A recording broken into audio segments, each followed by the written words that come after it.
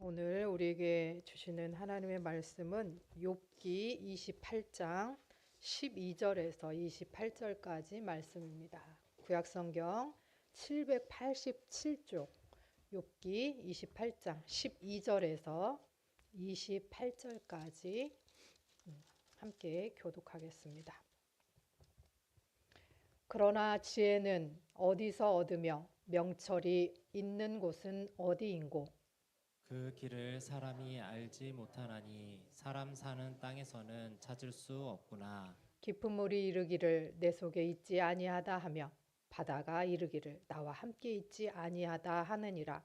순금으로도 바꿀 수 없고 은을 달아도 그 값을 당하지 못하리니 오빌의 금이나 귀한 청옥수나 남보석으로도 그 값을 당하지 못하겠고 황금이나 수정이라도 비교할 수 없고 정금 장식품으로도 바꿀 수 없으며 진주와 벽옥으로도 비길 수 없나니 지혜의 값은 산호보다 귀하구나.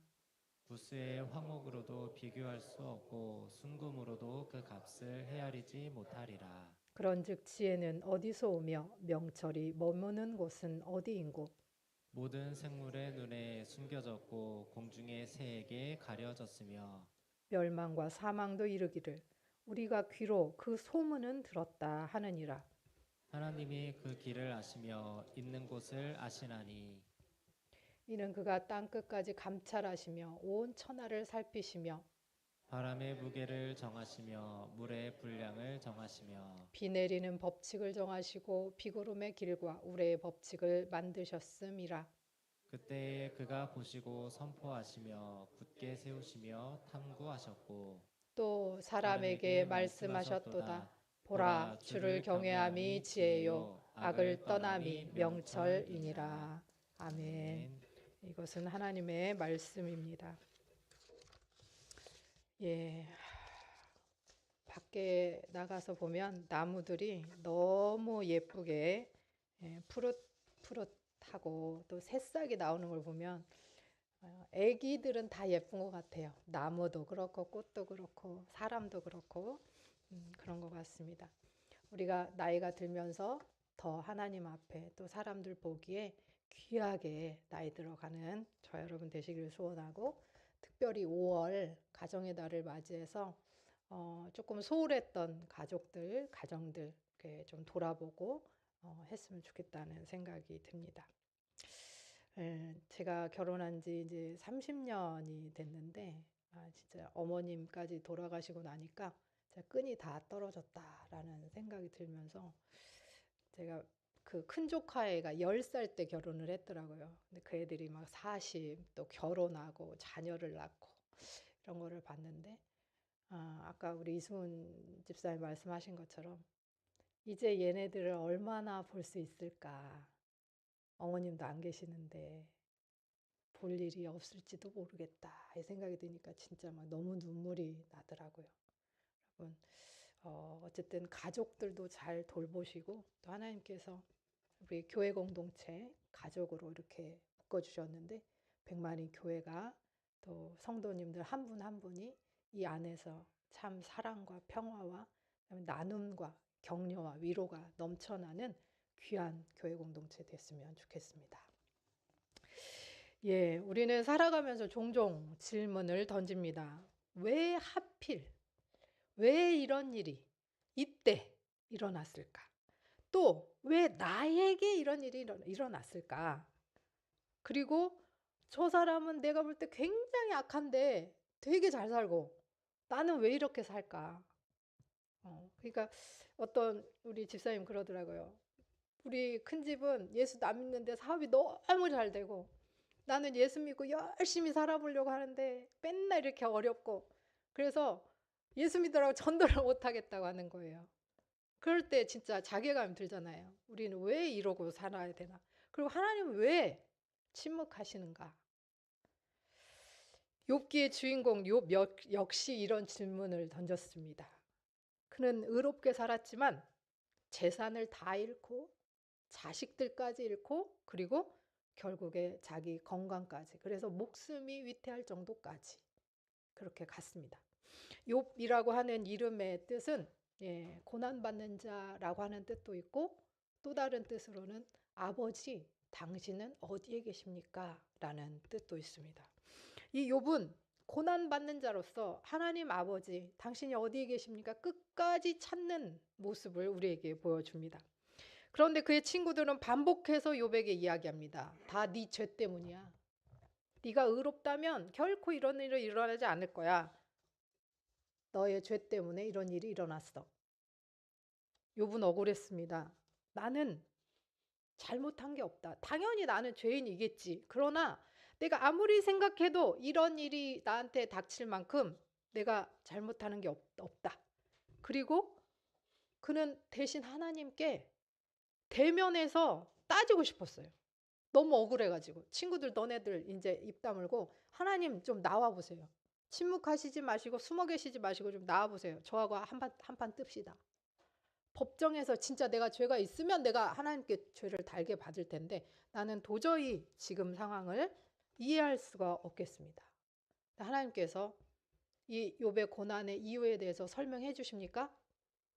아무 말씀도 안 하셔요. 그리고 하나님의 질문은 이것입니다. 하나님이 욥의 고난에 대해서 얘기를 너가 이것 때문에 뭐가 어쩌고 아무 말씀도 하지 않으시고 욥에게 한 질문은 딱 하나입니다. 네가 나를 경외하느냐? 너에게 진정 지혜가 있느냐? 오늘 본문은 지혜의 찬가라고 합니다. 28장을 지혜의 찬가라고 하는데 욥기 12장에서 28장에서 12절에서 그러나 지혜는 어디에서 얻으며 명철이 있는 곳은 어딘가? 욥이 질문을 해요. 도대체 내가 정말 지혜를 얻고 싶은데 내가 왜 이런 고난이 있고 고통이 있는지 알고 싶은데 알 수가 없어서 그게 어디 있는가? 라고 질문을 합니다. 이 질문은 욥기 전체를 관통하는 질문이면서 우리 인생의 질문입니다. 고난과 불이 이해할 수 없는 현실 앞에서 우리는 묻습니다. 지혜는 어디 있으며 우리는 어떤 길로 나아가야 하는가? 욥은 먼저 이렇게 말합니다. 인간은 놀라운 능력을 가지고 있다.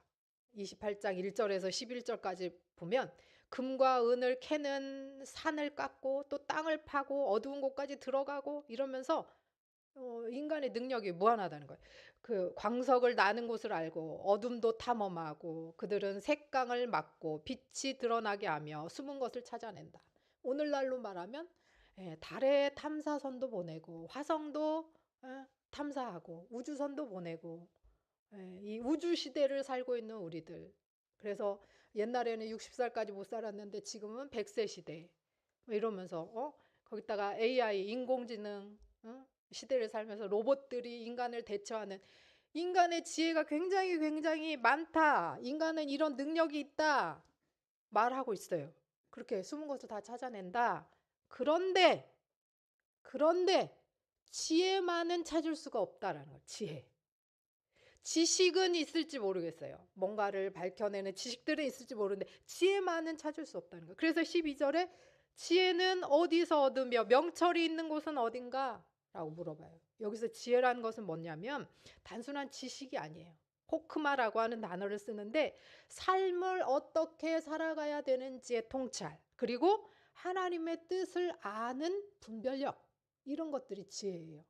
그러니까 요즘은 우리가 서울대 나왔다 그러면 약간 깨갱깽 이런 게 있잖아요. 우리한테 뭐 스카이 나왔다 그러면 약간 그런 게 있잖아요. 그다음에 뭐 서울에서 5개 대학 안에 뭐 나왔다 그러면 그렇잖아요. 근데 잘 듣지 못한 대학을 나왔다 그러면 주눅이 들고 막 그렇단 말이에요.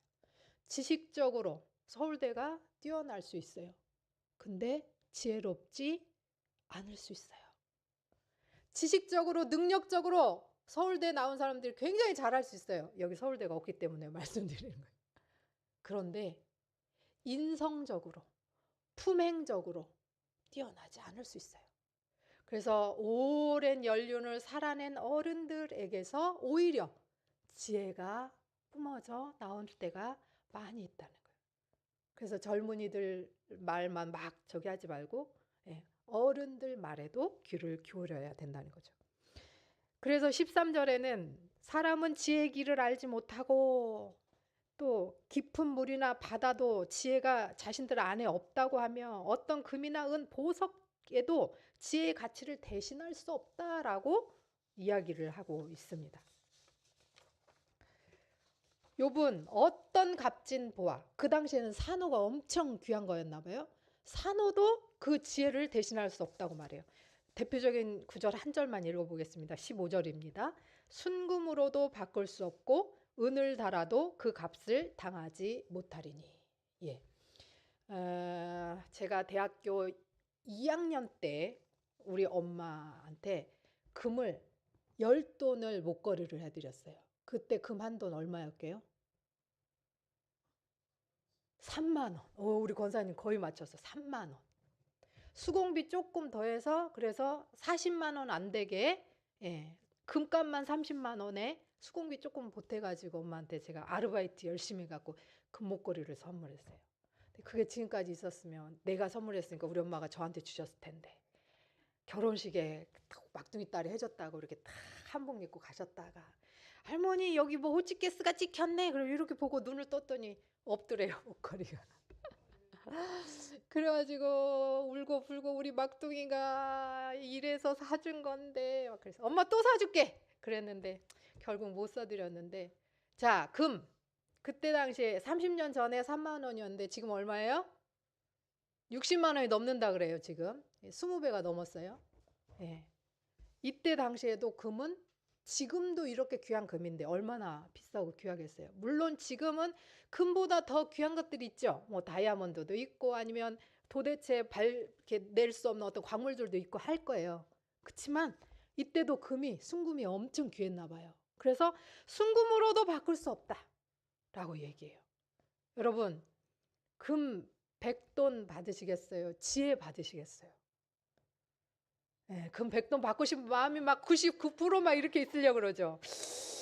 예, 저는 안 그럴 것 같아요. 예, 저도 마찬가지예요. 네, 그런 시대에 우리가 살고 있어요. 그만큼 이 시대에서는 돈이 더 중요한 것처럼, 왜냐? 자본주의를 살아가야 되니까.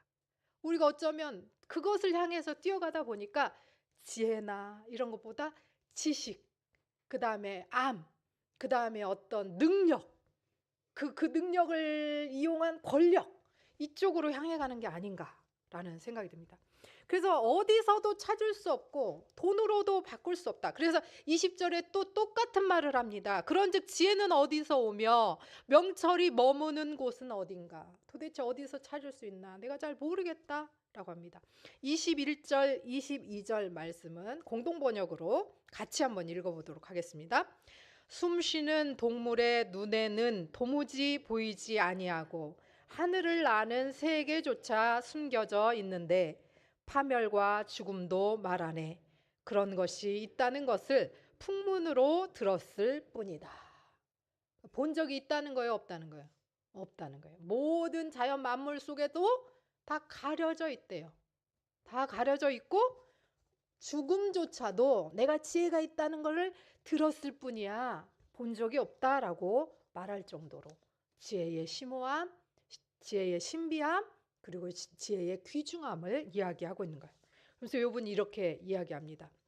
23절에 하나님이 그 길을 아시며 있는 곳을 아시나니, 하나님이 지혜가 있는 길을 아시고 그 있는 곳을 아신다라고 말씀합니다. 그래서 결론으로 이렇게 얘기합니다. 28절입니다. 또 사람에게 말씀하셨도다. 보라, 주를 경외함이 지혜요 악을 떠남이 명철이니라. 우리가 전도서나 잠언에서만 이 말씀을 읽은 줄 알았는데 욥이 고난 가운데, 고난의 한복판에서 하나님을 경외하라, 하나님을 경외함이 지혜다, 악을 떠나는 것이 명철이다라고 고백하는 것을 볼 수가 있습니다. 욥이 잠언과 전도서를 읽고 이미 알고 있었는지 모르겠습니다. 이 경외하다라고 하는 말은, 경외라고 하는 말은 두려움이라고 하는 뜻이지만 그냥 무서워서 하는 게 아니에요. 다른 신들은 인간이 무서워서 신에게 제사하는 게 맞아요. 다른 신들은 인간을 이용해 먹고 인간을 써먹고 필요 없으면 죽여버리고 이렇게 하려고 창조했기 때문에 인간을 그렇게 생각하기 때문에. 그러나 하나님께서는 인간을 창조하실 때 그를 사랑하시려고, 그와 함께 하시려고, 동행하시려고 창조하셨다는 것이 바로 우리 하나님이십니다. 그래서 이 하나님께서는 인간에게 두려움만 주시는 것이 아니라 존경하는 마음, 하나님을 존경하는 마음, 그 다음에 순종하고자 하는 마음, 하나님과 동행하고자 하는 마음을 같이 주시는 거예요. 그 마음이 다 합해져서 경외하다라고 하는, 그래서 굉장히 복합적인 감정으로 나아갑니다. 욥이 깨달은 지혜는 이것과 같습니다. 우리는 하나님을 다 이해할 수 없지만, 결코 이해할 수 없지만, 내가 살아갈 수 있는 길은 그분의 섭리를 믿고 그분의 주권을 믿으며 그분을 경외하는 것뿐이다. 이게 욥의 결론입니다. 이제 욥기의 중심의 말씀 중에 제가 욥기를 읽으면서 여러분들이 절대 잊어버리면 안 된다고 몇 번 강조했던 단어가 그 나오는 9절, 1장 9절 말씀을 한번 읽어보겠습니다. 사탄이 여호와께 대답하여 이르되 욥이 어찌 까닭 없이 하나님을 경외하리까. 여기서 제일 중요한 단어는 까닭 없이라고 하는 단어입니다. 사탄이 말합니다. 하나님, 욥은 하나님께 보상이 있기 때문에, 그러니까 욥이 하나님을 잘 섬기니까 욥이 동방에서 제일 큰 자, 부자가 됐고 자녀도 10명이나 낳고 노비나 종들도 엄청 많고 건강하고 이런 보상이 있으니까 하나님을 믿는 거죠. 순종하면 잘 되고 불순종하면 망한다 라고 하는 신명기적 사관을 가지고 사탄이 질문을 해요. 자, 신명기 때는 분명히 그렇게 나왔어요. 순종하면 복 받고 그렇지 않으면 불순종하면 저주받는다 라고 하는 개념이 있었어요. 그러니까 악을 행하면 저주를 받고 선을 행하면 복을 받는 거죠. 그냥 일반 사회에서 말하는 권선징악적인 사고가 있었단 말이에요. 사탄이 그렇게 말해요.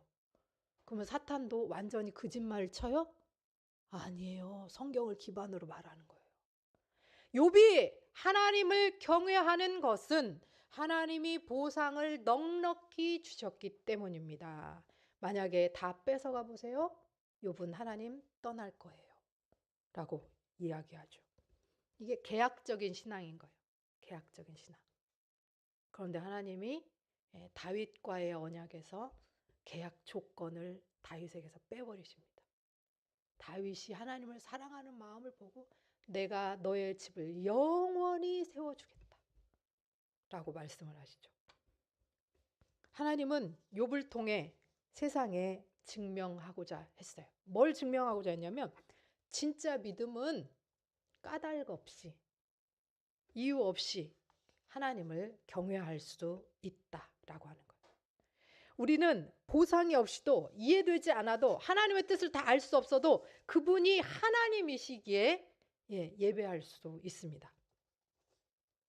사랑하는 성도 여러분, 오늘은 어린이 주일, 어버이 주일입니다. 자녀와 부모의 관계를 한번 생각해 봅시다. 부모는 자녀를 이유 없이 사랑합니다. 이유 없이 사랑해야만 합니다. 조건과 이유를 따지지 않아야만 합니다. 이것이 하나님의 사랑을 닮은 것입니다. 우리를 통해서 하나님을 대신해서 자녀들을 돌보라고 청지기로 보내주신 것이죠. 하나님께서 세상을 이처럼 사랑하사 그 아들 예수 그리스도를 보내셨다. 세상이 어떠했기 때문에 보내셨다 아니고 그냥 사랑하셔서 보내셨다. 그리고 요한복음에서는 예수님에 대해서 이렇게 얘기합니다. 요한복음 15장 24절 25절입니다. 내가 아무도 못한 일을 그들 중에 하지 아니하였더라면 그들에게 죄가 없었으려니와 지금은 그들이 나와 내 아버지를 보았고 또 미워하였도다. 그러나 이는 그들의 율법에 기록된 바 그들이 이유 없이 나를 미워하였다 한 말을 응하게 하려 함이라. 이유 없이 예수님을 까닭 없이 미워했다. 이미 예수님을 통해서 아버지도 보았는데 예수님을 미워했다. 까닭 없이 미워했다. 자, 예수님이 하신 일은 가난한 이들에게 또 병든 이들에게 고침과 치유와 자유와 이런 것들을 주셨을 뿐이에요. 근데 까닭없이 미워해서 결국은 십자가에 못 박게 됩니다. 예수님의 이 까닭없는 고난, 까닭없이 받으신 미움 왜 당하셨습니까? 우리에게 까닭없이 이유 없이 사랑 주시려고 그렇게 하신 거예요. 로마서 3장 24절입니다. 그리스도 예수 안에 있는 속량으로 말미암아 하나님의 은혜로 값없이 의롭다 하심을 얻는 자 되었느니라. 값없이 의롭다 하심을 얻는 자 되었습니다. 하나님은 값없이 이유 없이 아무 공로 없이 우리를 사랑하셨습니다. 우리가 하나님을 이해하지 못할 때도, 우리가 아무 자격이 없을 때도 하나님은 우리를 사랑하셨습니다. 그런 의미에서 까닭없이 고난당한 욥은 까닭없이 미움받으시고 십자가를 지신 예수 그리스도의 그림자이고, 욥기 42장에서 욥이 2배로, 재산도 2배로, 자녀도 2배로 이렇게 받은 것은 하나님의 보상이 아니라 그것조차도 까닭없는 하나님의 값없이 주신 은혜다라고 하는 것입니다. 부모가 자녀를 까닭없이 사랑하시듯이 하나님은 우리를 까닭없이 조건 없이 사랑하십니다. 자, 그래서 제가 맨날 우리 아들한테 우리 아들 잘생겼네 이렇게 했더니 우리 딸내미가 엄마 그런 소리 하면 안 돼 그러더라고요. 자, 이유가 뭐냐? 이런 말 할 때도 조심해야 된다. 우리 아들 잘생겼네 라고 하는 말 속에 아이고 우리 아들 그 뒤에 사랑해 이렇게 하면 우리 아들이 잘생겼기 때문에 사랑한다로 들릴 수도 있다는 거예요. 공부를 좀 열심히 해가지고 성적이 오르니까 요즘 우리 아들이 엄마를 너무 기쁘게 하네. 그러면 성적이 안 올랐을 때는 엄마가 기쁨이 툭 떨어 사실일 수 있지만 그렇게 말하면 안 된다는 거예요. 이유를 그렇게 달면 안 된다는 거예요. 주한이 조용히 해. 자, 그래서 내가 잘생겨서, 내가 공부를 잘해서, 내가 좋은 학교에 가서, 내가 돈을 잘 벌어서, 내가 사람들에게 칭찬받으니까 부모가 자녀를 사랑하는 게 아니라 부모가 자녀를 사랑하는 데는 이유가 없다. 다 같이 해봅시다. 까닭이 없다. 그렇다고 자녀 여러분 오해하시면 안 돼요. 그럼 부모가 막 불같이 화를 내고 막 그러면 안 사랑해서? 사랑하니까 화내지. 내가 하연이한테 화 내겠어요? 내 새끼도 아닌데. 근데 진짜로 만약에 잘못됐다 그러면 내가 뭘로 화를 내겠어요? 부모보다는 조금 미치지만 교회 목사로 화를 낼 수 있겠죠. 너 그렇게 하면 안 돼. 이렇게 할 수 있겠죠. 근데 아무리 내가 사랑을 최대한 내 힘을 다 끌어내서 이야 해도 미안해 하연아. 나는 부모가 더 사랑스럽단다. 부모님의 사랑은 그 누구도 따라갈 수 없어요. 절대 못 따라가요. 이유가 없습니다. 까닭이 없습니다. 자, 그렇다면 우리 부모를 한번 봅시다. 그럼 우리 부모를 내가 사랑하는 것이 우리 부모가 부자여서 또는 우리 부모가 똑똑해가지고 나의 앞길을 잘 열어줄 것 같으니까 건강하셔가지고 나를 힘들게 하지 않으니까 사회적으로 지위가 있으니까 그래서 만약에 부모를 사랑한다라고 한다면 여기서 공경받지 못할 사람들이 너무 많네요. 저부터 시작해가지고 자녀가 부모를 공경하는데도 이유가 없습니다. 까닭이 없어야 합니다. 사랑하는 성도 여러분, 욥은 까닭 없이 고난 속에서 하나님을 만났어요. 그 까닭 없는 고난과 그 엄청난 고통 속에서 죽음 앞에서 하나님을 만났어요. 그리고 진정한 지혜가 하나님을 경외하는 것이다 라고 하는 것을 깨닫습니다. 전도자들 역시 인생의 모든 질문의 끝에서 하나님을 경외하라라고 권면합니다. 전도서 12장 13절입니다. 이래 결국을 다 들었으니 하나님을 경외하고 그의 명령들을 지킬지어다. 이것이 모든 사람의 본분이니라. 자, 모든 사람의 본분이다라고 할 때 이 본분이라고 하는 것은 모두 전체 완전함 뭐 이런 거예요. 그래서 공동 번역에서는 이것이 인생의 모든 것이다. 그러니까 인생의 모든 것은 하나님을 경외하고 그 명령을 지키는 것 안에 있다라고 얘기합니다. 전도자는 인생의 모든 헛됨을 관찰한 끝에 결국 지혜로운 삶이란 여호와를 경외하며 사는 것이다라고 결론을 지은 것입니다. 사랑하는 부모님들께 부탁합니다. 자녀들에게 진정으로 물려주어야 할 것, 돈도 좋고 아파트도 좋고 다 좋지만 신앙의 유산을 물려주었으면 좋겠습니다. 에베소서 6장 4절입니다. 또 아비들아 너희 자녀를 노엽게 하지 말고 오직 주의 교훈과 훈계로 양육하라. 시편 103편 13절입니다. 주의 긍휼과 훈계로 양육된 자녀들을 하나님께서 어떻게 사랑하시느냐? 아버지가 자식을 긍휼히 여김같이 여호와께서는 자기를 경외하는 자를 긍휼히 여기시나니. 사랑하는 자녀 여러분에게 부탁합니다. 에베소서 6장 1절부터 3절입니다. 자녀들아 주 안에서 너희 부모에게 순종하라. 이것이 옳으니라. 내 아버지와 어머니를 공경하라. 이것이 약속이 있는 첫 계명이니 이로써 내가 잘되고 땅에서 장수하리라. 부모님을 공경하십시오. 기다려주지 않습니다. 부모님을 사랑하십시오. 공경하다라고 하는 뜻은 무겁게 여긴다라는 뜻이에요. 중하게 여긴다라는 뜻입니다. 가볍게 여기지 말라는 뜻입니다. 부모를 먼저 보낸 분들, 또 자녀가 없는 분들에게 부탁합니다. 하나님께서 우리에게 보내주신 이 교회 공동체 안에 있는 지체들과 가족으로 사랑하며 나누며 섬기며 도우며 함께 울고 함께 웃으면서 승리하면서 주 안에서 살아갑시다. 우리 모두 이해되지 않는 고난 속에서도 까닭없는 사랑을 주시는 하나님의 임재와 그 긍휼을 경험하면서 오늘 이 시간 설명되지 않는 고난의 자리에서 하나님을 경외하는 자리로, 지혜의 자리로 나아가시기를 소원합니다.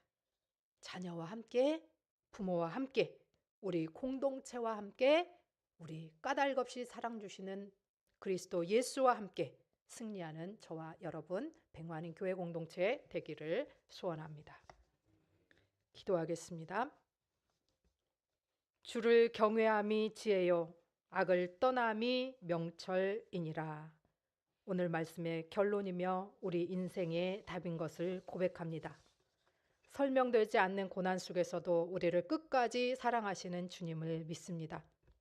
저희가 이해할 수 없는 고난 속에서 이유를 찾기보다 먼저 주님을 찾게 하옵소서. 우리가 다 이해할 수 없어도 주님을 경외하며 순종하게 하옵소서. 부모의 마음으로 우리를 까닭없이 사랑하시는 주님의 사랑을 기억하며 부모님을 공경하게 하시고 자녀를 주의 훈계로 교훈으로 양육하게 하옵소서. 부모가 없는 이들, 외로운 이들에게도 주님의 위로와 사랑을 부어 주옵소서. 예수 그리스도의 이름으로 기도합니다. 아멘. 주옵소서.